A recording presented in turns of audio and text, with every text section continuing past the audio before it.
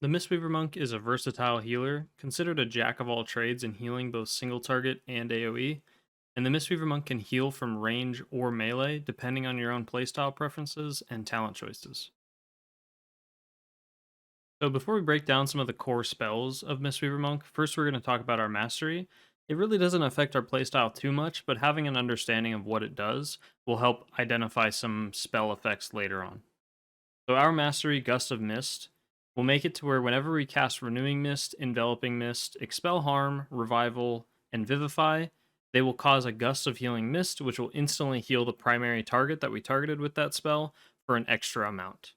So really all you need to think of is when you press healing spells, the person you press it on gets more healing, even if it's a AoE based spell or things like that. While we aren't going to cover all our spells, we are going to break some of our core spells down into different categories to help us better understand where and when they should be used. And we're going to start with the sustain healing spells. These are spells that you're going to be pressing probably the most often, and just spells that generate the most amount of momentum in our toolkit to begin with. So this is going to include Soothing Mist, Renewing Mist, and Essence Font. Soothing Mist is a channeled spell that heals for a small amount and turns Enveloping Mist and Vivify into instant cast spells when used on the same target that we are channeling on. So as you can see here, I'm channeling Soothing Mist. I can cast Vivify on my target without a cast time, and it doesn't interrupt Soothing Mist, and I can do the same with Enveloping Mist. We're going to talk about those spells in just a moment. Next up for the sustain healing spells, Renewing Mist has a short cooldown and applies a heal over time effect to the target. If the target reaches full HP, the Renewing Mist will jump to a new target that is injured, allowing us in most cases to just throw Renewing Mist out on anyone and it will do the rest of the work for us. We really don't need to think too hard about this spell. Essence Font is a quick channeled spell that can be cast while moving and heals nearby players and leaves a small heal over time effect on them. Most important is that for the duration of this heal over time effect, the effect of our mastery is doubled on these players, allowing us to do even more direct burst healing for a short duration. So next up, we're going to talk about our burst healing spells. These are spells that we're going to be using in a pinch to get ourselves recovered and get our teammates recovered back to full HP. And this is going to include Enveloping Mist and Vivify. Enveloping Mist applies a powerful heal over time effect on the target and increases the healing they receive by all sources from us by 40% for its duration. This is the heal that we use when tank healing primarily, or when we need to spot heal a player who's taking a heavy amount of damage and will need a heavy amount of healing over the course of its duration.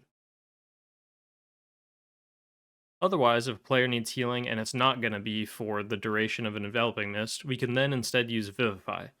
Vivify is a quick cast ability which heals the target for a high amount of health and also heals all players with a Renewing Mist on them for a moderate amount of health.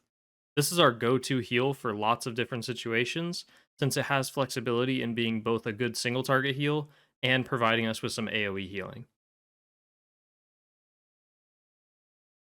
So next up are our utility spells, Life Cocoon, Detox, Manatee. Life Cocoon is our external healing cooldown. It's something that we're going to use if we don't have time to cast anything and we need to save someone, or again for added tank healing is what this is primarily used for. It's a very weak external cooldown compared to other classes because it doesn't provide with any damage reduction. It is literally just an absorb that just absorbs incoming damage. And a lot of the time, as you go in higher and higher difficulties of content, this shield is going to become less and less valuable because it's just going to get eaten through so fast because it's not very much of an absorb shield. But it can still be useful when saving someone, especially if they're not a tank. On non-tank players, this is a great cooldown to use on someone just to quickly save them from some incoming damage. Detox is our Dispel, and it will remove all magic, disease, and poison debuffs off the target. Manatee is an ability, it's a short-ish cooldown that we can use, and it will reduce the cost of all of our healing abilities, or I guess all of our abilities, by 50% for its entire duration, which is 10 seconds. So it's really useful to use, especially in raid, when you're planning to do a lot of healing. So when the group's taking a lot of damage, you just press Mana Tea, and then you can just start spamming spells like Vivify and Enveloping Mist, which without worrying so much about how much mana they're costing. Okay, next up we have our damage spells. So this is going to include Tiger Palm, Blackout Kick, and Rising Sun Kick. They pretty much all do the same thing. They're all just quick, easy, single target damage, but they have different uses that we'll go over in the damage rotation. All right, so now we're going to talk about our healing rotation. And it's actually quite simple for Mistweaver Monk, but again, as this class is a jack of all trades, there's a lot of things that change up your gameplay style depending on the talents you take. So that's why I'm just going to break this down into as simple as I can for healing. And then as you pick talents, you kind of read the tooltips and it should guide you on what else you should be changing or what you should be prioritizing in your gameplay. But for starters, this is where you should begin. We're going to start out with the first step, which is just keep Renewing Mist on cooldown. Renewing Mist is the most important ability, and pretty much no matter what style of play you're doing, to keep on cooldown and keep on as many targets as possible. If you have a Renewing Mist charge available, you should be trying to press it. Next up, after we've kept Renewing Mist on cooldown, we're then going to use Vivify to heal any extra injured players. So if Renewing Mist isn't keeping people alive, we use Vivify to finish picking them back up, and that should heal them up to full HP. We shouldn't really use Vivify with Soothing Mist, because that might be your first intention, is to Soothing Mist and then Vivify someone, but you actually get more healing by just pressing 2 Vivifies, rather than pressing a Soothing Mist plus Vivify. So as a default rule, you should be hard casting Vivify most of the time and not really combining it with Soothing Mist. However, when we cast Enveloping Mist, which is our next step, we should be using this with Soothing Mist. Enveloping Mist we should almost always cast with a Soothing Mist active. So whenever we want to cast Enveloping Mist on, say, the tank or someone taking a lot of extra damage, like we mentioned, and Vivify isn't going to be enough to pick them up, this is where we then press Soothing Mist on the target and then Enveloping Mist.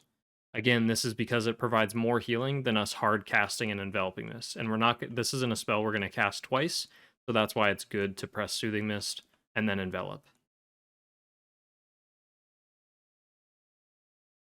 And from there, you really just kind of rinse and repeat and use those 3 spells over and over again. Like I said, other spells will come to you as you read your talents and figure out what kind of build you're going for. But for the most part, it's the same. It is Renewing Mist on cooldown, use Vivify to pick people up after that, and then if you need even more healing than that Vivify is providing you, Soothing Mist, Enveloping Mist on the target, and then go back to pressing things like Renewing Mist and Vivify. That's it for the healing rotation.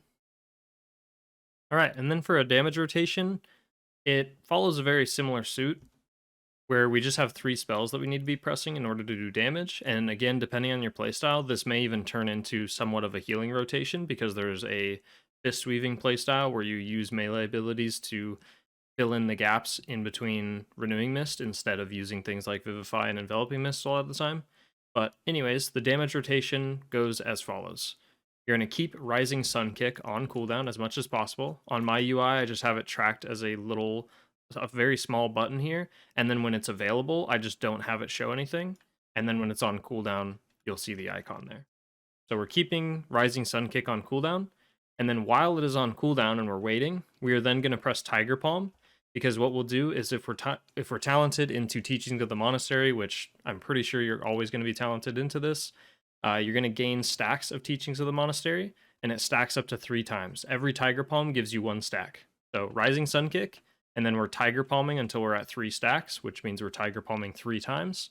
And then we follow up, if Rising Sun Kick is still on cooldown, then we press Blackout Kick. And what Blackout Kick does is it uses up those Teaching of the Monastery charges and has a chance to reset the cooldown instantly of Rising Sun Kick for each charge that we used and each Blackout Kick that was expended.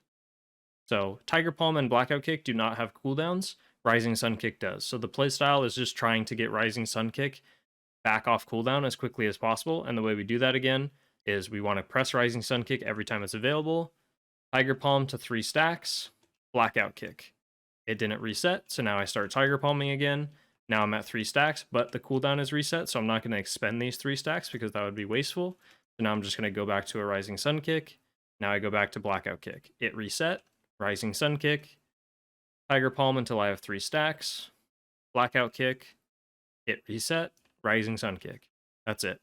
The Rising Sun kick, Tiger Palm 3 times, Blackout kick. And that is the damage rotation. And with that, that covers everything for the beginner's guide for Mistweaver Monk. I hope this video was helpful. Let me know what you think. And stop by our community Discord where we have more helpful resources and I keep up-to-date information in there about all the classes, and you can ask me any questions and stuff in there, and I usually respond really quickly. And other than that, just stay tuned for the next guide that's going to be coming out once Dragonflight actually releases, which will be the 10.0 Mythic Plus and rating guides that I'll be putting out for all the healers. So thank you so much for watching, and I'll see you later.